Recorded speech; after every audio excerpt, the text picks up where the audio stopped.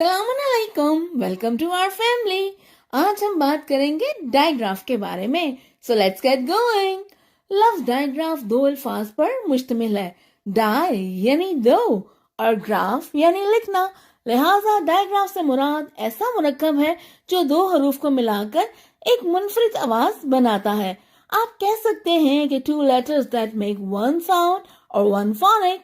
हम डायग्राफ को बेहतरीन दोस्त और एज अ बेस्ट फ्रेंड भी मुतारिफ करवा सकते हैं।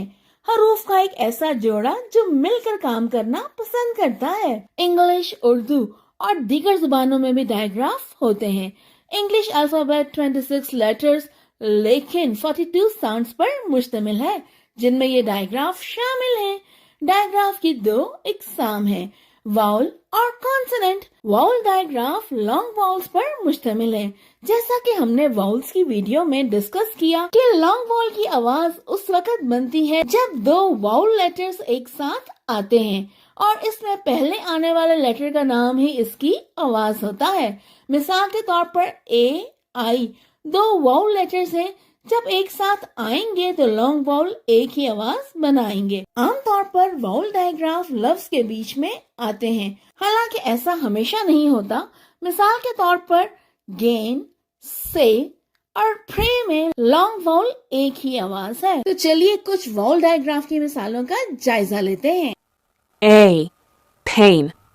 O, goat. I, tie. E, bee. Ow, ouch.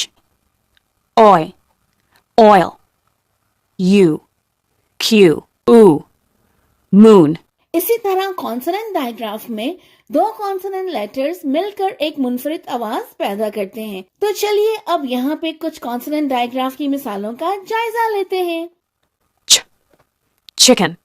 Sh, hush. V, this. Th, three. Qu, quack. Strong. Digraph vowel हो या कॉन्सोनेंट, किसी भी लफ्ज के शुरू, दरमियान या आखिर में भी आ सकते हैं। डायग्राफ को रियल ऑब्जेक्ट्स की मिसाल देकर जैसे चेयर या फूड और फ्लैश कार्ड्स मुख्तलिफ एक्टिविटीज की मदद से भी सिखा सकते हैं। जिस तरह लेटर्स के फोनिक्स सिखाना जरूरी है, इसी तरह बच्चे को डायग्राफ की शनाख्त करवाना और इनके फोनिक्स सिखाना भी जरूरी है, ताकि बच्चा रवानी से पढ़ने के काबिल हो जाए। इस नॉलेज के चिराग से चिराग रोशन करने के लिए इस वीडियो को शेयर और चैनल को सब्सक्राइब कीजिए, क्योंकि sharing is caring. Take care, happy learning, thank you.